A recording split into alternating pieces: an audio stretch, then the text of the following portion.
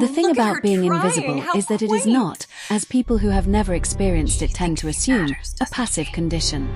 It is not simply the absence of being seen. It is active. It is a thing that is done to you, repeatedly, by people who are aware enough of your presence to direct their indifference at it, who must, on some level, register that you exist in order to make the consistent and deliberate choice not to acknowledge that you do. Invisibility of this kind requires effort from the people producing it. What it costs the person receiving it is something else entirely. Nadia Osei had been receiving it for 3 years. She was 31 years old. She had a face that, in different circumstances, in a room where she was seen the way she actually was rather than the way the Cavalcante household had decided she was, would have been described as striking. Not in the conventional, arranged sense of faces designed for admiration, but in the way of a face that holds intelligence visibly, where the quality of thought behind the eyes is part of the appearance itself. She had the particular composure of someone who has had to build their steadiness from the inside out, without the external scaffolding of approval or comfort, and who has therefore built it in a way that is structural rather than decorative, not a performance of calm, but the real thing, which is rarer and harder to shake. She had come to work for the Cavalcante family 3 years ago, in circumstances that were not, in themselves, unusual for a person in her position. She had needed work. They had needed staff. The arrangement had been reached through an agency that specialized in domestic placements for households of a particular financial standing, the kind of agency whose brochure used words like discretion and excellence, and whose real function was to ensure that the people entering the homes of wealthy families came with enough documentation to be trusted and enough professional distance to be treated as furniture. The Cavalcante household was large in the way of houses that have been expanded not through planning but through accumulation, rooms added as money accumulated, wings extended as the family grew in both size and self-regard, until the whole structure had the quality of a sentence that has had too many clauses added to it and can no longer be parsed for its original meaning. It sat on the edge of a wealthy district in a city that had, over the last 2 decades, become increasingly divided along lines that were economic in their origin and social in their expression. The kind of city where the distance between adjacent lives could be measured not in miles but in worlds. The family that occupied it was headed, in the formal sense, by Rodrigo Cavalcante, a man of 62 who had built a significant construction and property development business over 30 years and who wore his success with the particular ease of someone who has had it long enough that it no longer feels like an achievement but simply like the natural condition of being himself. He was not a cruel man, in any active sense. He was a man who had spent 62 years in rooms where his comfort was the organizing principle and who had therefore developed, without malice, the specific blindness of someone who has never been required to consider the interior life of the people who maintained that comfort. He noticed Nadia when she was not performing her function adequately. He did not notice her when she was. His wife, Fernanda Cavalcante, was a different matter. Fernanda was 58, beautiful in the deliberate, maintained way of a woman who has invested considerably in the infrastructure of her appearance and is therefore entitled, as she understood it, to the returns that investment produces. The deference of rooms, the attention of social events, the particular authority that comes from looking the part of the woman you have decided to be. She was not a stupid woman. She was, in fact, intelligent in ways she had learned not to apply too visibly, because the social world she occupied rewarded a specific performance of intelligence, the kind that enhanced rather than challenged the intelligence of the men around her, and she had adapted accordingly. The adaptation had cost her something. Most adaptations of that kind do. What remained of what it had cost was channeled, with the precision of someone who cannot direct their frustration upward, in the direction of the people below. This was where Nadia lived. Below. The household also contained the Cavalcante children, 3 of them, in various stages of adulthood. The eldest, Marco, was 34, and occupied himself with the family business in a way that suggested he was present in it rather than engaged by it. There, performing the role of heir, without the animating interest that makes a role into a vocation. He was not unkind to Nadia in any direct sense. He simply did not see her, the way his father did not see her, which in the aggregate is its own kind of unkindness. The middle child, Isabella, was 28. She had the quality of someone who has grown up watching a specific social performance and has internalized it so thoroughly that she can no longer distinguish between the performance and the self. She had her mother's beauty and something of her mother's channeled frustration, and she directed some portion of that frustration at Nadia with the casual frequency of someone who has never been told that the people who serve them are not, in fact, an appropriate target. She did not plan her cruelties. They emerged from her the way rudeness emerges from people who have never been required to develop the muscle of consideration, naturally, without particular thought, and therefore without the restraint that thought might have applied. The youngest, Tomás, was 23, and largely absent, at university, at friends' houses, in the various locations where a young man of means spends time when the world is available to him. When he was home, he was pleasant to Nadia in the way of someone who has not yet fully adopted the household's emotional grammar, who still, occasionally, said thank you without being reminded of the social performance it was part of. Nadia noticed this. She noticed everything. Her work was total in the way that domestic work in households of this kind tends to be total, not defined by hours or tasks but by presence, by the requirement to be available to the household's needs at the rhythm the household set rather than any rhythm of her own. She was there before anyone else woke. She was there after everyone else retired. She prepared the morning coffee with the specific attention to each person's preference that she had learned in the first month and maintained with the consistency of someone who understands that the quality of small attentions is the thing that keeps a position stable. She cleaned rooms that were dirted in her wake before she had finished cleaning the previous one. She managed the household inventory, the schedules, the coordination with the gardener and the part-time driver.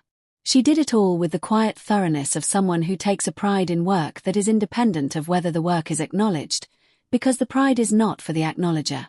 The pride is for herself.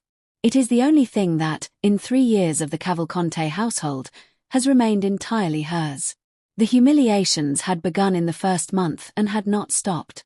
They came in the register of things that are deniable, things that, if described to someone outside the household, produce the response of perhaps you're being too sensitive or it was probably not intended that way, which is precisely why they are so effective as instruments.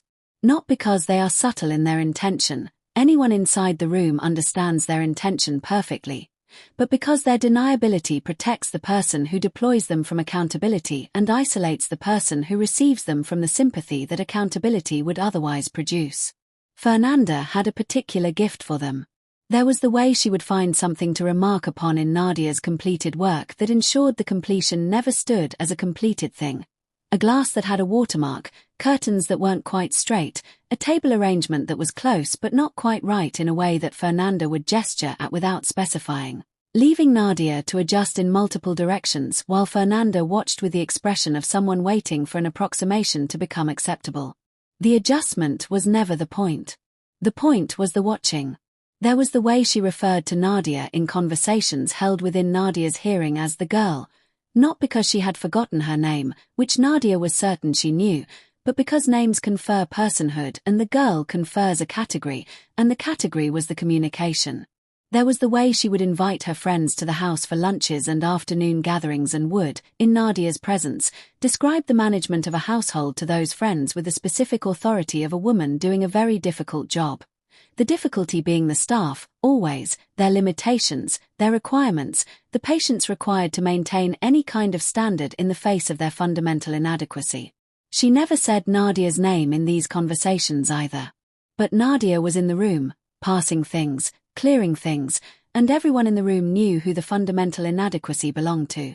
Isabella had inherited this, with the particular amplification of a younger person who has adopted a parental behavior without the older person's skill at plausible deniability.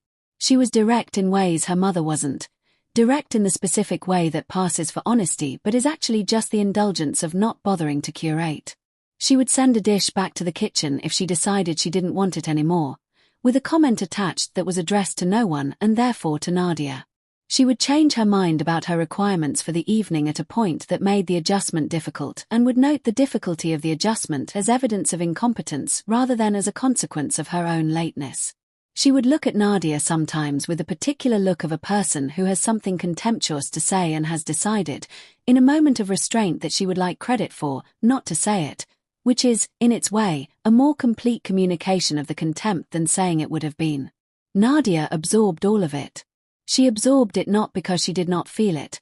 She felt it the way anyone feels being told, daily, in 100 small and careful ways, that they are less than the people around them. She felt it in the specific register of a person who is proud and intelligent and knows their own worth and is being subjected, systematically, to a version of themselves that does not match that knowledge. It is not a comfortable feeling. It is not a feeling that goes away at the end of the working day and returns only when the work resumes. It accumulates. It lives in the body as a kind of chronic tension, the sustained effort of maintaining dignity in a space that is consistently trying to remove it. She absorbed it because she was not yet ready to respond. And she was not yet ready to respond because she was still building the thing she needed before she could. What she was building, quietly and methodically, in the hours that were technically her own, the late evenings, the early mornings before the household needed her, the Sundays when the family was out and the house held the particular piece of an absence, was a body of knowledge. She had been building it for 2.5 years. She had begun building it because of something she had seen in the 4th month of her employment, something she had not been meant to see, had in fact only seen because of the specific invisibility of her position, which meant that people said and did things in her presence that they would not have said or done in front of a person they considered real. The thing she had seen had been small, initially. A document on a desk in Rodrigo's home study, open to a page she was not supposed to read but did read, because the invisibility that kept her from being seen also kept the people around her from considering what she might be seeing. What she had read had been the beginning of a thread. She had pulled the thread, carefully, patiently, over 2.5 years. She had pulled it with the methodical intelligence of someone who understands that a thread pulled too quickly breaks and a thread ignored goes nowhere. The thread had led to something significant. She had not yet decided what to do with it. She had been waiting for the right moment. She had been patient in a way that required every single day the conscious decision not to act before the action was ready, to absorb the watermark remarks and the girl and the sent-back dishes and the contemptuous not-quite looks, and to hold the thing she was building instead of spending it, because spending it too early would cost her everything and she had no margin for that kind of mistake. She was, in the language of someone who has spent 3 years being told they are nothing, not nothing. She was the most dangerous thing in that house. She just hadn't shown anyone yet. The document she had read in the 4th month was a financial summary. Not the kind of summary that sits in corporate filings and faces the world with its numbers arranged for public consumption, but the internal kind, the kind that exists inside a family business in the space between what is formally recorded and what is actually happening, and which tells a story that the formal records are specifically designed not to tell. She had seen it for approximately 40 seconds before she understood she was seeing something, and approximately 90 seconds before she understood what she was seeing, and she had placed the papers back on the desk and continued dusting the room and left without any change in her expression or her pace. She had gone to her room that evening and sat for a long time. What she had seen, in the compressed, efficient reading of someone trained in financial literacy before circumstances had brought her to domestic work, was evidence of a discrepancy. A specific and significant discrepancy between the Cavalcanti construction revenue declared in the company's internal performance summaries and the figures that appeared in a separate column of the document, unlabeled but positioned in a way that suggested a parallel accounting. Numbers that did not appear in the same document as the declared figures and that were substantially larger. It could have been, she had considered, any number of legitimate things. An acquisition fund. A separate investment vehicle. A currency holding account of some kind, held offshore for entirely legitimate tax management purposes. She had spent the following 2.5 years determining whether it was any of those things. It was not any of those things. What she had found, through a method of accumulation that required patience and intelligence in equal measure, was this. Rodrigo Cavalcante's construction business had, over a period of approximately 11 years, been engaged in the systematic inflation of project costs on a specific category of contracts, specifically, contracts awarded through public tender processes involving municipal infrastructure. The inflation was not crude. It was not the blunt, detectable padding that fraud investigators find in the first pass. It was structural. It was built into the subcontracting arrangements, into the materials procurement chain, into the consulting fees for work that was partially performed and partially documented in a way that was designed to withstand examination at the level of examination these contracts typically received, which was not thorough enough to find what she had found. What she had found it with was time, access, and the specific advantage of being the person in the house that nobody considered worth watching. She had photographed documents, with her phone, on 23 separate occasions over 2.5 years. She had done so only when the conditions were exactly right, when she was alone with the material for a long enough window to do it properly, and when the material was accessible in the way it occasionally was when people who keep secrets forget that the invisible people in their house are still people. She had organized what she collected with the careful, systematic logic of someone who has a legal mind.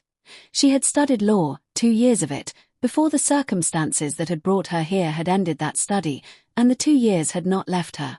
She had, in the last 6 months, had the documentation reviewed. Not by anyone she knew, by a professional contact she had reached through a former university classmate who had continued in law where she had stopped, and who had been given the materials in a way that protected both of them while making clear what they contained. The professional contact had been very still on the phone when Nadia was not Serena, she had to be careful, when Nadia had called for the assessment.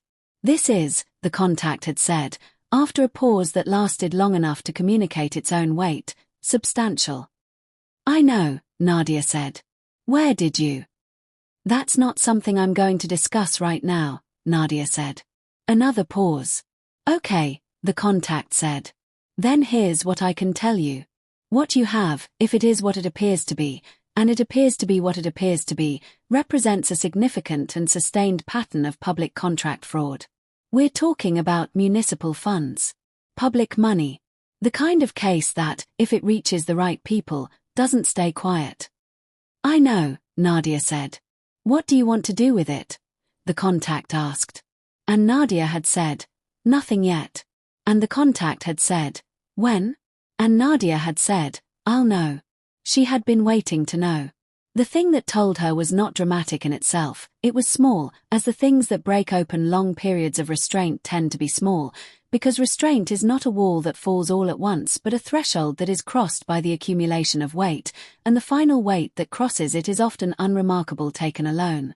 What crossed it was a Tuesday. On that Tuesday, Fernanda Cavalcante had invited 4 friends to the house for a late morning gathering. The kind of gathering that was nominally social and functionally a performance, a regular occasion in which the women of a particular social stratum confirmed their position by occupying it visibly together, in a space arranged to communicate exactly the right combination of comfort and exclusivity. Nadia had prepared the space. She had set the table with the care she always brought to it. She had prepared the food with the attention she always applied. She had been present throughout, managing the refills and the cleared plates and the small adjustments that the occasion required. And Fernanda, at a particular point in the gathering, at the point where the conversation had turned, as it periodically did, to the management of domestic staff, the perpetual, binding subject of women in Fernanda's social world, had said something. She had not said it to Nadia. She had said it to her friends. But she had said it in Nadia's presence, with the full knowledge that Nadia was in the room, and she had said it in the specific register of a woman who has forgotten, or has decided not to care, that the person being discussed is a human being and not a domestic problem to be solved. The challenge, Fernanda said, in the pleasant, confiding tone of a woman sharing a social burden, is always the ones who come with ideas about themselves. You know what I mean. They arrive with, I don't know how to describe it exactly, a kind of dignity they haven't earned yet. And you spend the whole time managing that, instead of just getting the work done. Her friends had made the sounds of sympathetic recognition. Nadia was standing 6 feet away, refilling a water carafe. She did not spill the water. She did not change her expression. She set the carafe down and she moved to the next thing that needed doing. But something settled in her, in that moment. Settled with the specific finality of a decision that has been building for a long time and has just been given the last small weight it needed to complete itself. Not anger. She was past the version of herself that would have called it anger. It was more precise than anger. It was clarity. The clarity of a person who has been patient for exactly long enough and has just understood that patience, past a certain point, is no longer a virtue but a choice, and that the choice is hers to make differently. She went to her room that evening and made 3 calls. She gave herself 1 week. 1 week to be certain. To review everything she had assembled with the fresh eye of someone approaching it as a stranger rather than the person who built it. Looking for the gaps, the weaknesses, the places where what she had was inferential rather than documented, the places where she needed either to accept the limitation or address it. She spent 4 evenings of that week at her small desk, with her phone and a notebook and the methodical focus that had always been hers, going through everything. By the 5th evening she was satisfied. The documentation was not perfect.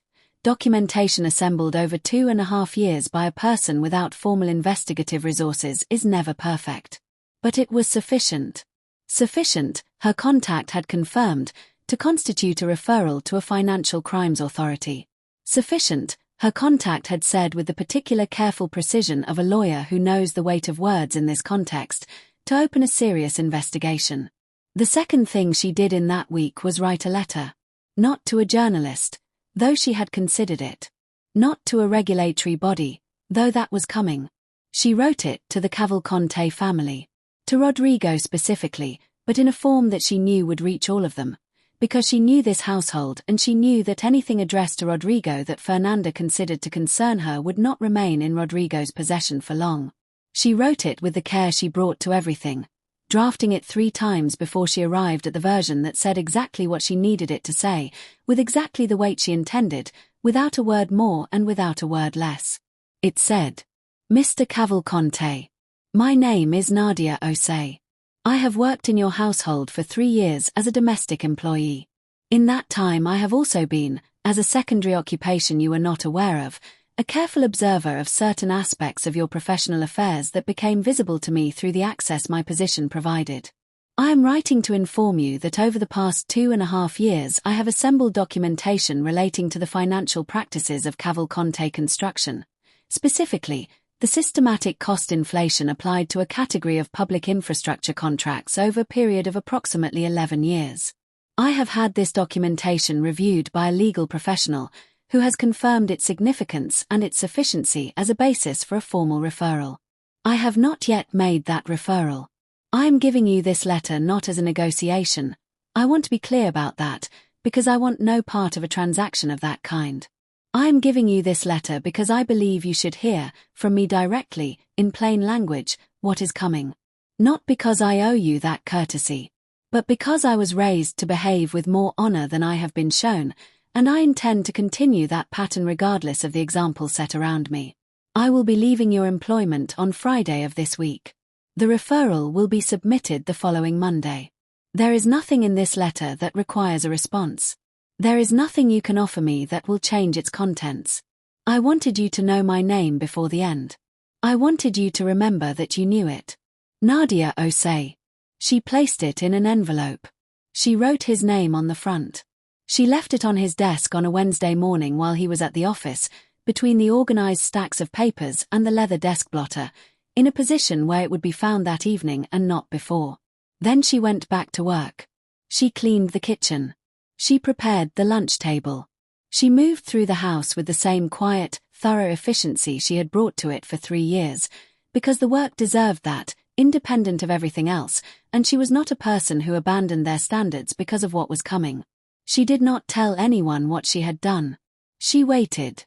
Rodrigo found it at 7:43 in the evening. Nadia knew this because she heard him from the kitchen. Not a cry, not the dramatic sound of a man undone, but something quieter and more specific. The sound of a chair pushed back from a desk with the sudden and unplanned energy of someone who has stood up before they meant to. Then silence. Then, approximately 4 minutes later, the sound of Fernanda being called from the upper floor, not by staff relay, as was the household's usual method, but by Rodrigo himself, his voice doing something that was not quite its normal thing. Nadia finished what she was doing in the kitchen with the calm, unhurried attention she always brought to her work. She dried her hands. She hung the cloth. She went to her room. She sat on her bed and folded her hands in her lap and waited. It took 11 minutes. Fernanda came to her room without knocking, which was consistent with the grammar of this household, where the rooms occupied by staff were not considered to have the privacy that rooms occupied by family had. She opened the door and stood in the doorway, and she was holding the letter, and she was a woman in the specific and unfamiliar condition of not knowing what her face was doing. Nadia looked at her. "Come in or don't," Nadia said. "But please decide." This was new. The register of it was new, not the words, which were mild enough, but the quality behind them. The absence of the particular softening that Nadia had always applied to her interactions in this house, the careful accommodation of the household's grammar that she had maintained for 3 years. She was not accommodating it now. She was sitting on her own bed, in her own room, and she was speaking in her own register, and Fernanda, who had been in charge of every interaction between them for 3 years, did not immediately know how to respond to it. She came in. She did not sit. There was a chair, and she did not take it. "Is this real?" she said. Not a question. The voice of a woman for whom this must not be real and is asking the statement to do the work that it cannot do. "Yes," Nadia said. Fernanda looked at the letter in her hand. You have been collecting, in our house." "In your house," Nadia said, "where I was employed to work and where I worked extremely well for 3 years, during which time I was also observant." "Yes." Something moved in Fernanda's face that was complex. There was fear in it, a real and specific fear, not the performed discomfort of a woman accustomed to controlling rooms. There was also something else. Something Nadia had never seen on Fernanda Cavalcante's face directed at her. An involuntary reassessment. The look of a person encountering something they had categorized as one thing and are discovering is another, and the discovery is arriving at a moment when they are in no position to manage their response to it. "What do you want?" Fernanda said. "I told him in the letter," Nadia said. "I don't want anything from you. I want to leave on Friday and make a referral on Monday. That's all." "You could." Fernanda stopped. She started again. "You could be compensated. For your time. For what has been." "Don't," Nadia said. The word was quiet. It was not loud, not hard, not performed. It was simply very clear. "I am not for sale," she said. "I was not for sale when I was cleaning your floors, and I am not for sale now. If you were expecting me to name a price, you have misunderstood who I am. You have, in fact, been misunderstanding who I am for 3 years. I would like that to stop." Fernanda stood with the letter in her hand and said nothing for a long time. "My husband," she said finally.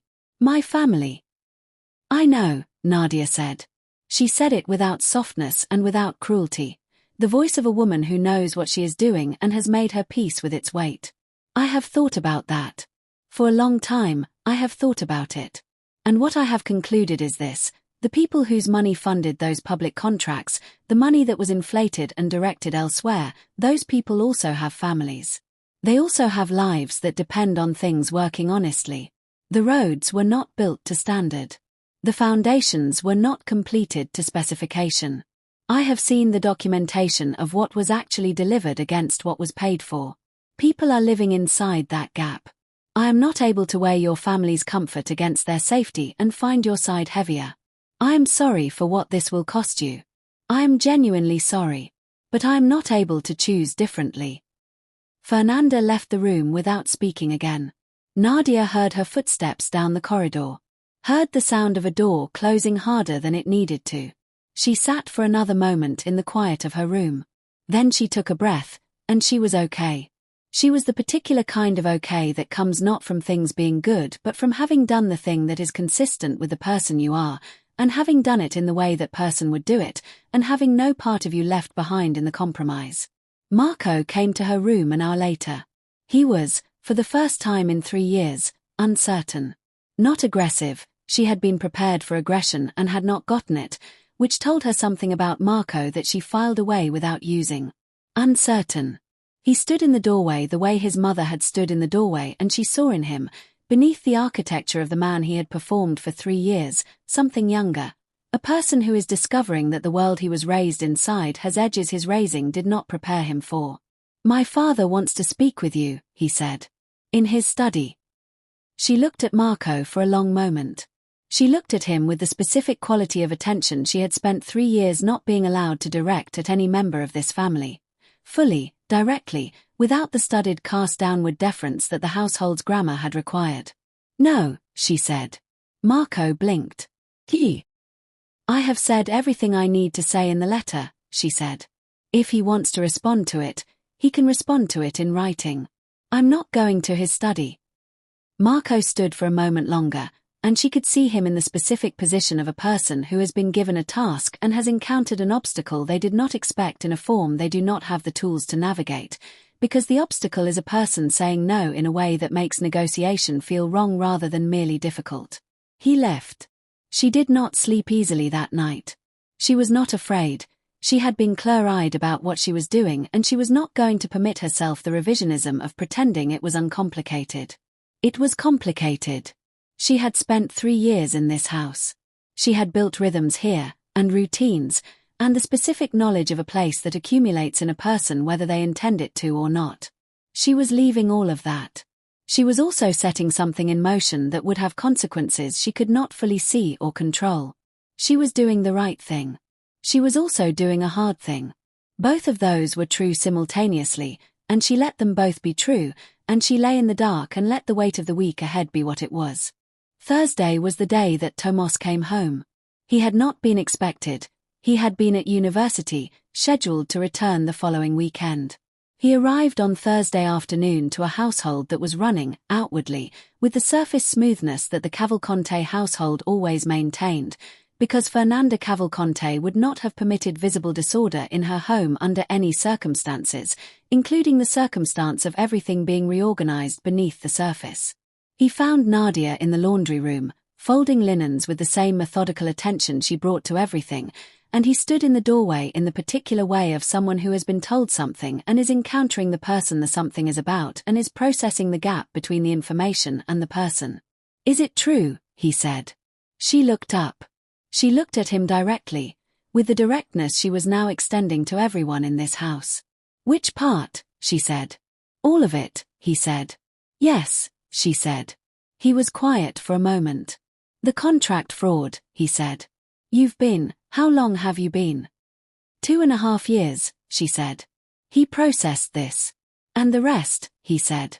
He was struggling with something. She could see it, the specific struggle of a young person who has been given, by the same institution that produced the fraud, the particular formation that makes looking at certain things very difficult. "What my mother said to you. What Isabella, he stopped. "What you didn't say," she said. "Not unkindly. And didn't do." He looked at her. "I should have," he said. "I know that." She set down the linen she was folding. She looked at him fully. "Yes," she said. "You should have. And I think you knew it at the time." "I did," he said. Quietly. Without defensive qualification. "Then why?" she said. He was silent for a moment that was longer than comfortable. "Because it was easier not to," he said. "Because it cost something, to say something. In a room where the default is, where everyone else is," he stopped. He tried again.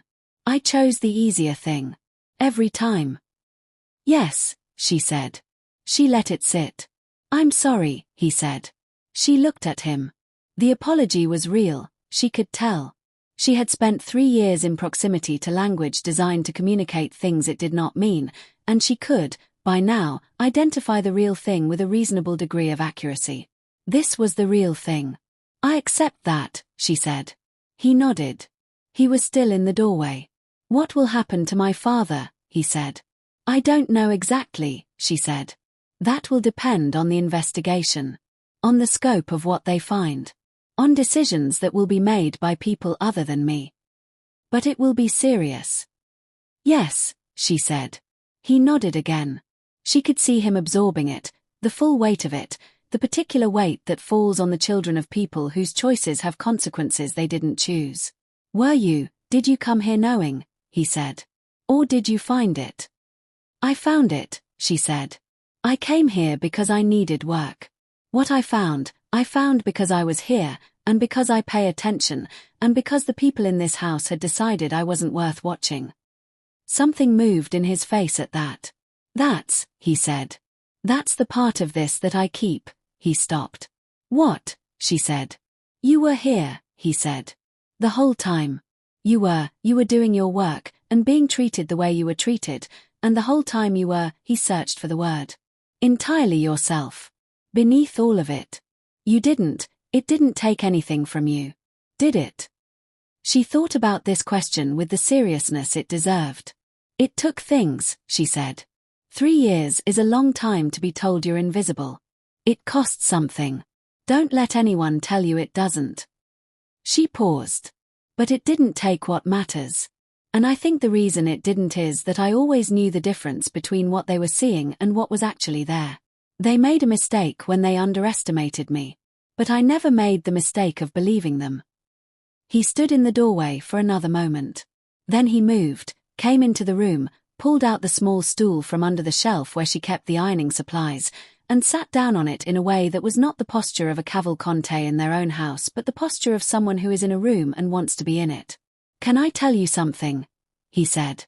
Yes, she said. I don't want to be my family, he said.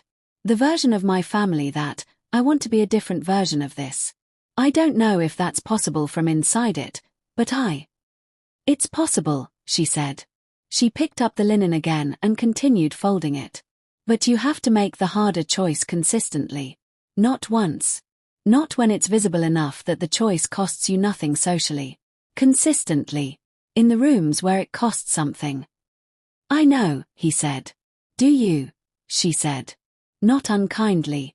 He was quiet. I'm going to try, he said finally. I know that's not the same as yes. It's more honest than yes, she said. She folded the last linen and stacked it on the shelf. She smoothed the top of the stack with the flat of her hand.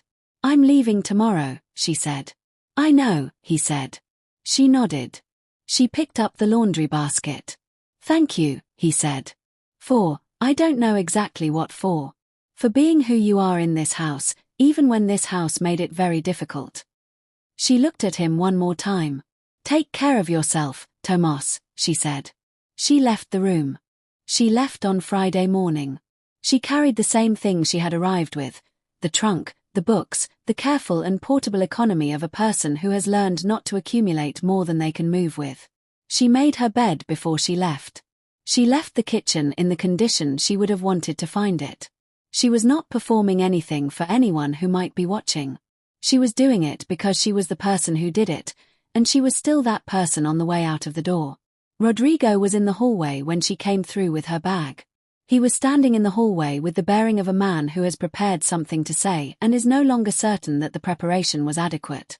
He looked, not quite diminished. But he looked at her with an awareness that had not been in his look for 3 years.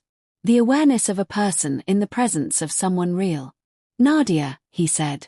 Mr. Cavalcante, she said. She stopped. She waited.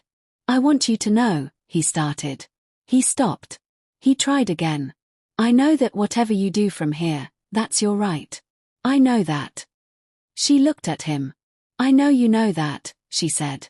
But I think what you're trying to say is that you wish things had been different.